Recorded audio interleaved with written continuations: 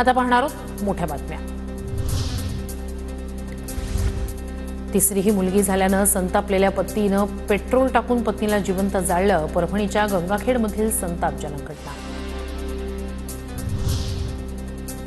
कल्याणमधील अल्पवयीन मुलीच्या वडिलांनी घेतली मुख्यमंत्री फडणवीस यांची भेट। 2 ते 3 महिन्यात नराधम विशाल गवळीला फाशी होणार। मुख्यमंत्री फडणवीसांचं आश्वासन, तर केस फास्ट ट्रॅक कोर्टवर चालवणार असल्याचीही चर्चा। मराठी अभिनेत्री उर्मिला कोठारे यांच्या गाडीचा अपघातात एकाचा मृत्यू तर 1 जण जखमी झाल्याची माहिती। मुंबईच्या कांदिवली परिसरात झाला अपघात। उर्मिला कोठारे आणि त्यांचा चालक अपघातात जखमी। पुण्यातील राजगुरुनगरमध्ये कडकडीत बंद। 2 चिमुकल्यांवरील अत्याचार आणि हत्येच्या घटनेमुळे नागरिकांमध्ये संताप। सामाजिक संस्था आणि व्यापारी वर्गाकडून बंद।